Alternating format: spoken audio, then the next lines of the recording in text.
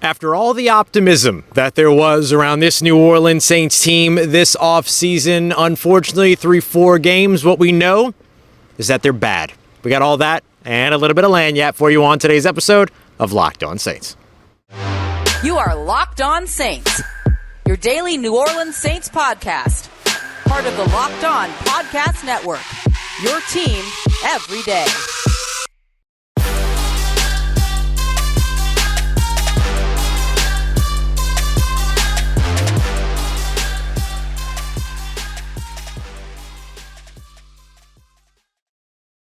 What is good, Who Dat Nation and Who Dat family? Welcome into another episode of Locked On Saints and a live postcast episode of Locked On Saints, your daily podcast covering your favorite team, the New Orleans Saints, part of Locked On Podcast Network, your team every day. Thanks so much, as always, for making Locked On Saints your first listen of the day every day. And don't forget, you can always subscribe and follow for free on YouTube or wherever you get your podcasts so you never miss the latest episodes. And if you want to keep the conversation going, take part in our exclusive film studies, Q&As, and much more, you can become a Locked On Saints insider by heading over to joinsubtext.com/LockedOnSaints today to join a community I would love for you to be a part of. As always, I'm your host, Ross Jackson, at Ross Jackson NOLA on your favorite social media, your New Orleans Saints expert, credentialed member of the media, Saints News Network, Tuesdays on Locked On NFL, and here with you every single Monday through Friday on Locked On Saints. Today's episode of Locked On Saints brought to you by our friends at LinkedIn. Post your job for free, linkedin.com/LockedOnNFL. Terms and conditions apply. I'll tell you more about them here in a little bit, but we got to talk about a New Orleans Saints team that is nothing like what the offseason hype provided. It's nothing like what the team expected it to be. Is nothing like what any fan or any media member expected it to be.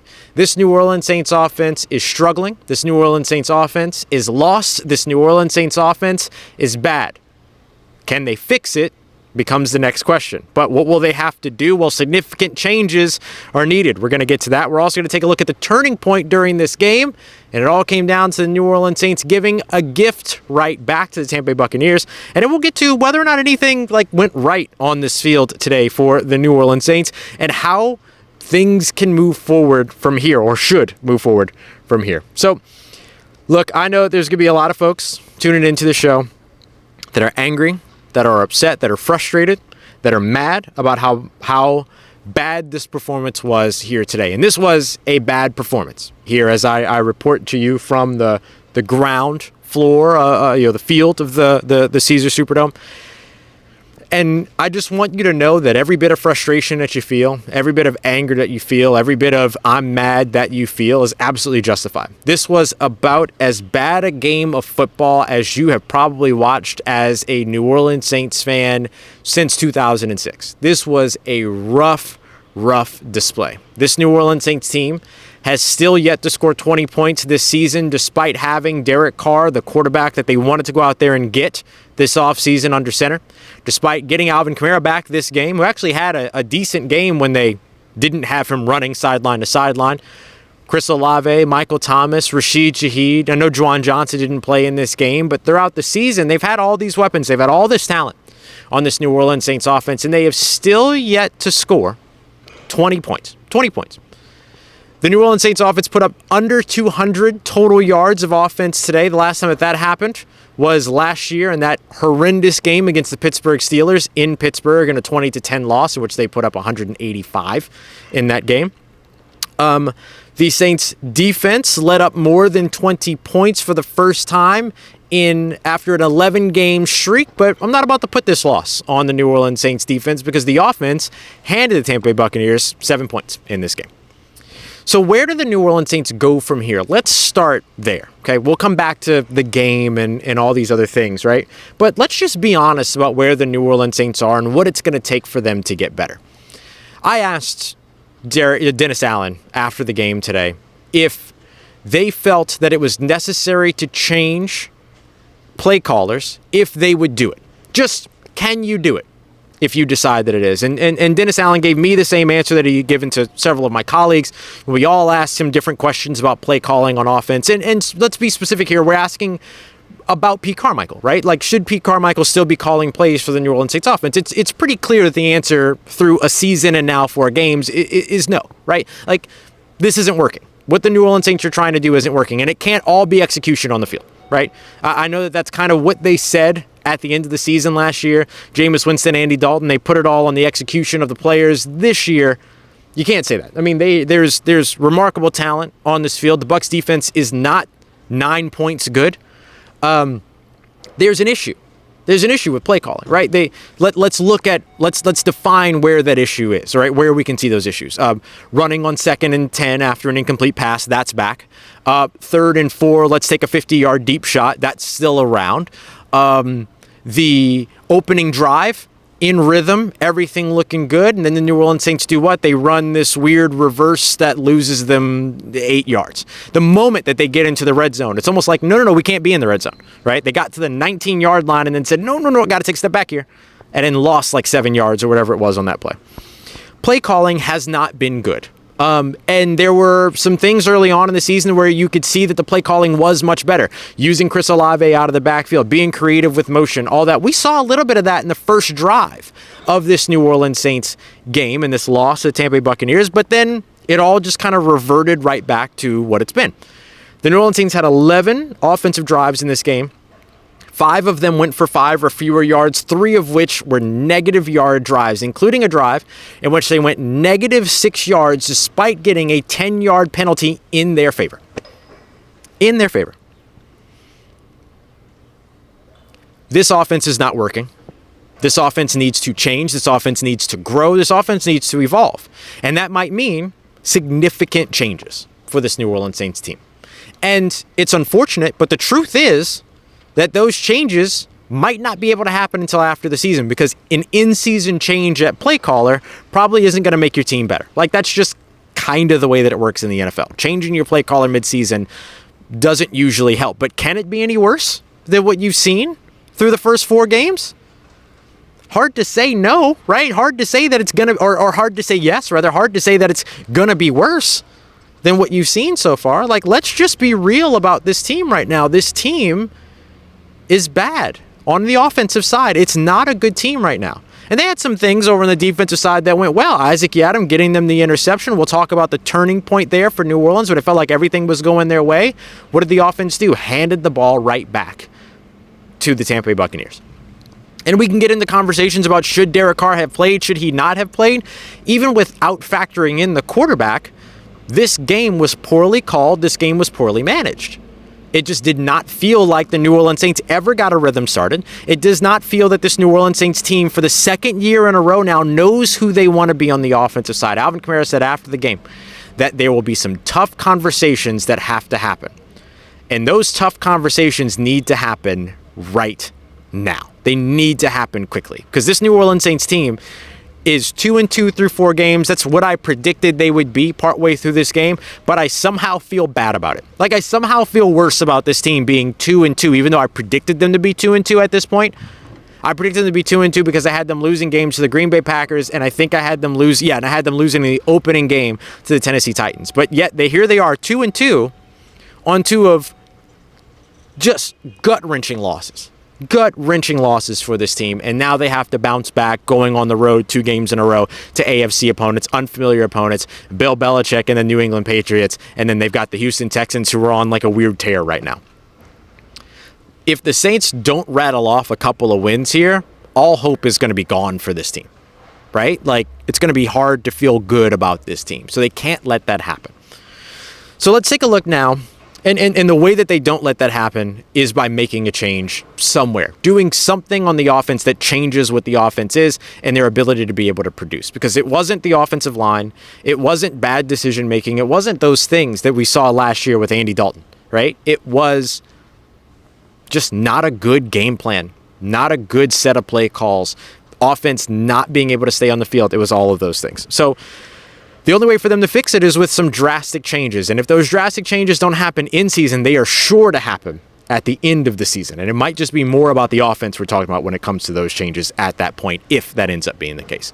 Coming up next, let's talk about the turning point for the New Orleans Saints. When it looked like everything was about to turn in favor of New Orleans, what happened and how did that impact the rest of the game? We got that coming up for you as we continue on with today's episode of Locked On Saints. Appreciate everybody for being here. Got that coming up for you. Today's episode, Locked On Saints, part of Locked On Podcast Network. Your team every day.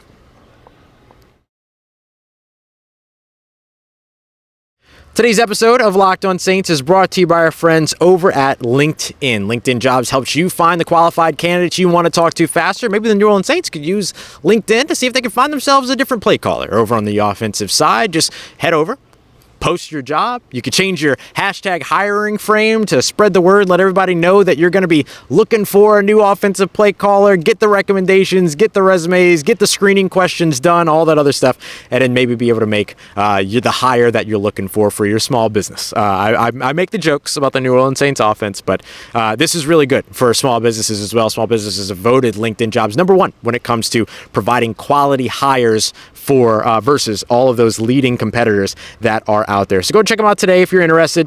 LinkedIn Jobs is going to help you find the qualified candidates you want to talk to faster. Post your job for free at linkedin.com/LockedOnNFL. That's linkedin.com/LockedOnNFL to post your job for free. Terms and conditions apply.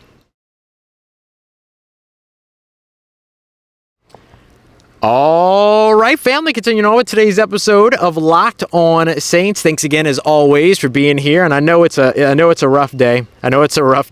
We've got over 200 people here chilling with us live. So whether you're catching the show live or you're catching it later, I'm meeting you where you are. Like this stunk to watch. This was an awful game to watch, and not at all the result that many of us expected. Now, I did not expect the New Orleans Saints to score 20 points in this game. I'm going to be honest, right? I predicted them to win 17-14, but I didn't think they were going to come out here and just lay 3 field goals either.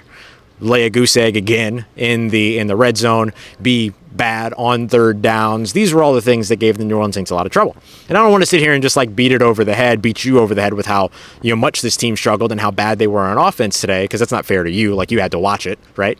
But what I do want to look at here is, when did everything change for the New Orleans Saints? When was there hope and then quickly no hope anymore? Before we get to that, I want to give a quick shout out to Bryan Edwards Jr., not the Bryan Edwards that you're thinking of, the former New Orleans Saints wide receiver over the course of the offseason, but Bryan Edwards Jr., who's here in the chat. It's his birthday. So I want to say happy birthday, Bryan. Sorry that you can get a better gift from the New Orleans Saints offense in this one, but I do want to say happy birthday to you. Look, y'all know me. I'm not somebody that's going to come on this show and, rage against the machine or whatever and say a bunch of negative things about human beings, right? But I will tell you that this New Orleans Saints offense is not working. And we just discussed that all throughout the first segment. But I want to highlight something that changed everything for the New Orleans Saints in this game. The Saints got an interception from Isaac Yiadom on the right sideline. Fantastic play by the young corner, who has played 2 solid games here in relief of Paulson Adebo. I know he's surrendered touchdowns, but all in all, he's played solid minutes, right? And he got the ball back to the offense at one point.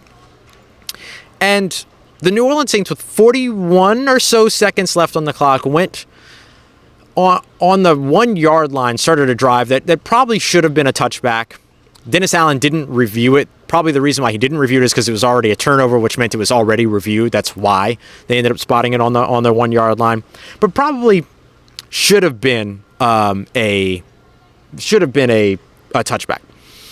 But anyway, the Saints come out, 41 seconds left, and I feel like the New Orleans Saints of old, even at 99 yards, with less than a minute left, would have said, you know what, get some breathing room, and then see what happens. Can we get that field goal? Can we march down the field? And maybe that's just the difference of Sean Payton and Drew Brees, right? But this New Orleans Saints team went into this with they went into that possession with the idea being, all right, let's pick up a couple of yards, get some breathing room from the end zone so that we can kneel it out and then go into halftime. It would have been 7-3 at that point.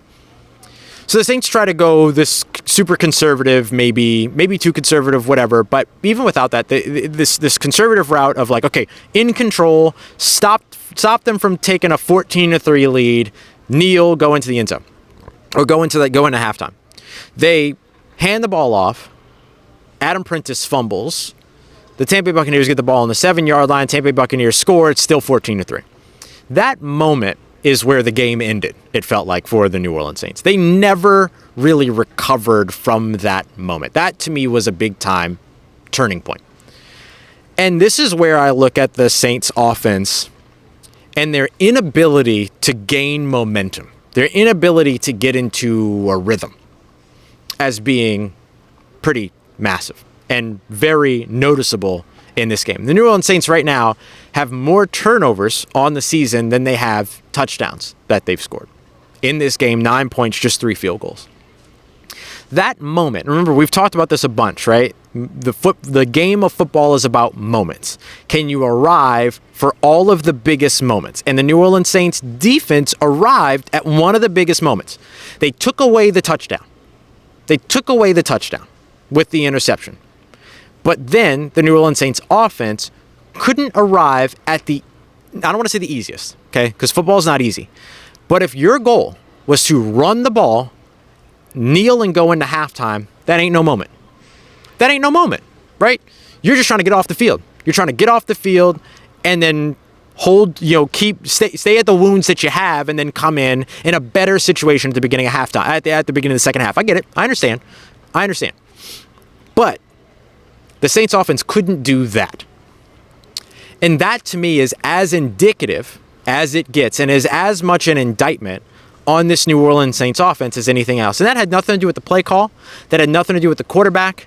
It was your fullback who you've trusted in short yardage situations over and over again, who you've trusted in that very situation over and over again. A very reliable fullback in Adam Prentice. Fumbles the ball. And that to me is indicative of who the New Orleans Saints are right now. It's where even the guy that touches the ball amongst the least of non-offensive lineman players contributed to a loss today. One of the guys that usually has the least amount of impact on a game with the ball in his hands, when he has the ball in his hands, right? He has a big contribution in terms of pass protection, in terms of lead blocking, all those other things. But I'm just saying, this is a guy that gets so few touches that part of his game doesn't often impact the results of the game. And today it did, in the worst way possible, by immediately giving up a ball that you had just gotten back, that you had just taken away. And we knew that was going to be a big moment, or that was going to be a big key in this game, right? Was forcing Tampa, who had only given the ball away twice, and they did both of those last week against the Philadelphia Eagles, forcing them to turn the ball over while not giving the ball away. And they turned around and gave the ball right away immediately after taking it away. So for me, when you look at not being able to execute that, then it's no wonder that they can't execute in the red zone, that they can't execute on third down, that they can't execute passing plays that move the ball forward, run plays that move the ball forward, that they're struggling to do those things. This Saints team is simply struggling on offense. It doesn't matter what area of it you're all looking at, right? Play calling, yes. Quarterback, yes. Receivers getting open, yes. Hands, all of a sudden, this was an offense that had no drops coming into this game, the only offense in the NFL with no drops. 2 back-to-back plays, you had 2 drops. Had a wide open Chris Olave on the right sideline, Derek Carr couldn't hit him. Had a streak or a big post route down the field, just barely missed that connection with Chris Olave in the end zone. But it was also on a 3rd and short that you probably could have picked up another way. Not great. And the one thing that I will say that surprised me after the game in terms of Dennis Allen was Dennis Allen saying that he is not surprised that this New Orleans Saints offense is not performing well.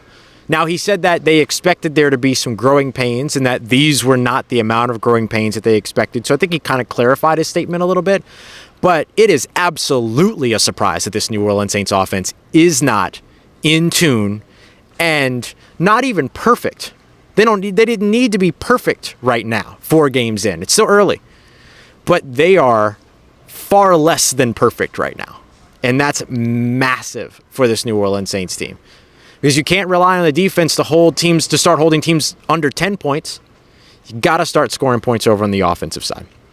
So like I said, I'm not going to come out here and, go rage against the machine and start and yell and scream and say bad things about human beings and stuff like that. And I know people want that, but that doesn't amount to anything. But what I will say is that this team is bad right now. And that they have a very limited time to get it figured out. If they drop a couple more games here early on in the season, they're going to be written off. They're going to be written off big time. And they're going to have somebody accountable for that. Somebody's got to be accountable for it. All right, coming up next, did anything go right for the New Orleans Saints team, and what should we expect from them moving forward? We got that coming up for you as we continue on and wrap up today's episode. A very reality check set-in episode of Locked On Saints, part of Locked On Podcast Network, your team every day. Today's episode of Locked On Saints brought to you by our friends over at FanDuel. FanDuel is America's #1 sportsbook and an official partner of the NFL, our exclusive sportsbook partner here at the Locked On Podcast Network. Right now, new customers can get $200 in bonus bets guaranteed by simply placing a $5 bet. I'm going to give you my advice on where I think you should place that $5 bet. Next week, the New Orleans Saints and the New England Patriots play one another in Foxborough. Both offenses are bad. Neither offense has been able to find the end zone. Bet the under.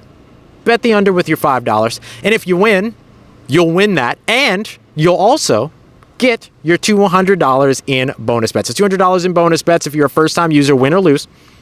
And that's all money then that you can use on other things like spreads, player props, over-unders, and much more as well. So visit FanDuel.com/lockedon today to kick off your NFL season. Again, if you're a new customer, put $5 down on any bet, $200 in bonus bets coming over to you. FanDuel, official partner of the NFL.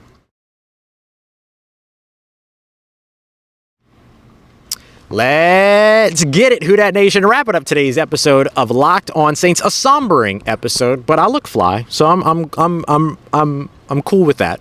I'm cool with that.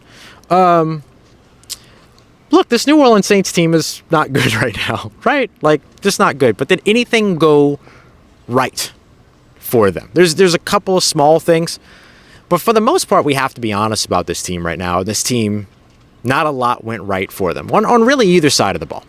Appreciate all of you everydayers out there making Locked On Saints your first listen of the day every day. David says, great episode, Ross. Kept it real. Yeah, we're trying to keep it real here. I'm not going to sit here and tell you that you should have a lot of optimism about this team. I think that, look, here's what I'll tell you, honestly, about this team. Aside from what I've already said, which has been from a place of honesty, y'all. Like I'm sorry, I know it's tough, like, when your favorite team loses a game and stuff like that, to hear everybody, like, gang up and start beating up on you as a fan. Like, you're not, this isn't like a bad thing for you as a fan, right? Like, you're not bad for wanting this team to win. You understand what I'm saying? So that's why I'm always careful not to, like, beat up on it. But here's what I will tell you. You have every reason to not believe a lick of what the New Orleans say about their offense until they prove it to you. And I think Derek Carr knows that. I think the New Orleans Saints know that. I think this offense knows that. I think that's part of what Alvin Kamara means when he says, like, we have to have some tough conversations, answer some real questions. Shout out to Nick Underhill, New Orleans Football, for putting that out.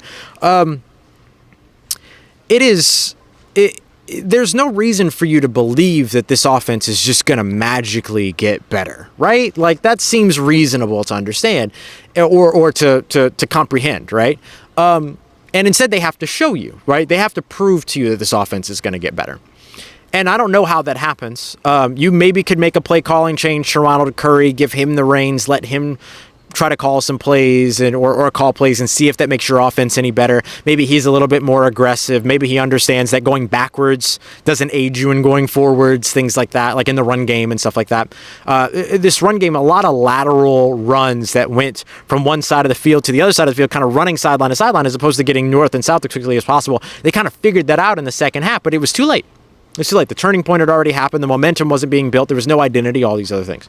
So what went right for the New Orleans Saints? Well, that was one thing that they finally decided to start doing that did go right. I thought that the offensive line did well in the run game. I thought they did okay in the passing game. I thought that they certainly were better than they have been. They didn't let up 4 sacks again this time around. I think it was another 2 this game. So it's been 14 times that Derek Carr and Jameis Winston, right? Because Jameis Winston got sacked once last week against Green Bay when he came in relief of Derek Carr. 14 sacks so far. So not great. Not great. So it's hard to say that there was real improvement there when you still see the pressure, right? And that's still happening. But I do think that the offensive line looked a little bit better. And here's what I do think will happen with the New Orleans Saints offensive line is that next week, hopefully you get Cesar Ruiz back and then you're back to your starting 5 because you just lost Andres Pete with a concussion. Max Garcia had to come in, all that other stuff. right? So I can sit here and tell you, though, that, hey, the offensive line did well, and it went well. Did better. I'm not going to tell you that it went well. This team still did not average a good amount of yards on the ground. They still put up only, 3.4 yards per attempt in the air. The quarterback still got hit. Derek Carr did. They got the ball out very quickly in this game, so it was good to see that short passing game, but then it didn't progress you downfield. So again, you have to choose when you're using these things. I just want to point out right now, Dallas Cowboys, as I'm recording this, or as we're live here, 38-3 over the New England Patriots. Just keep that in mind going into next week's game, the New Orleans Saints against the New England Patriots. And see what the New Orleans Saints do against the Patriots. But the run game looked better with Alvin Kamara. That I think we can definitively say. Just looking at the rushing yards here, 11 rushes for 51 yards. Alvin Kamara averaged 4.6 yards per attempt, but still the team 3.7 yards per carry. So still under 4 yards per carry in this game. A total of 70 rushing yards only. And that's what happens when you end up playing from behind, too. So the Saints did not put themselves in an advantageous situation to be able to take advantage of a run game that might have been able to get going at some point. It started to get going far too late because the play calls had them running east-west as opposed to running north-south. So that was a big issue. But you did see Alvin Kamara back, and you saw the impact of Alvin Kamara, who was able to pick up those third and longs for you off of a short throw, things like that.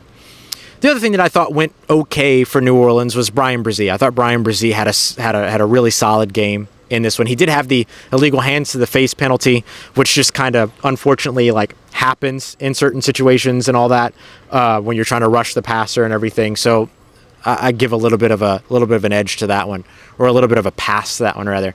But he had the one sack, and that's the other thing too, is that even as I highlight the things that are going well, it's just reminding me of things that didn't go well. The Saints pass rush for 6 quarters now has been mostly absent.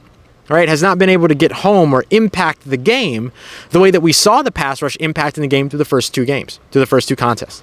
So even as I go through and tell you the things that went well, it's simply reminding me of things that didn't go well. So it's hard to really sit here and say, hey, here are all the things that went well, when so much didn't. And so that's where I get back to, the best thing you might be able to say about this team right now is that Blake Grupe hit all 3 of his kicks. But when he's the only one putting points on the board for you, then there's a much larger issue than, hey, how's the field goal kicker doing? You know what I mean? So the bottom line for this game is that the New Orleans Saints have a ton of improvements to make. They have to, it's almost like a long look in the mirror kind of a situation.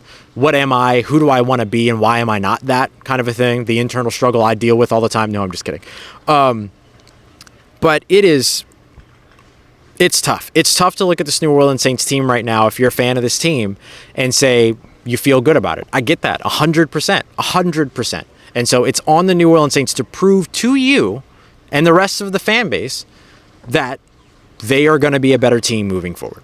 And maybe this is a big time wake up call. We've seen this from the Saints defense in the past where they kind of get punched in the throat and then all of a sudden you see all the numbers start to tick up partway through the season and everything. I think they've used that exact analogy before. It feels like we got punched in the throat and then, kind of. So that's going to be one of the things that you're looking for from this New Orleans Saints team. But until you see it, and certainly until I see it, I'm not predicting this team to score more than 20 points until they actually do it. And so it's tough. It's a tough loss. It was a tough game. It's a tough showing for the New Orleans Saints offense. And every bit of rage, every bit of frustration that you feel, it all makes perfect sense. And I do want you to know that. So,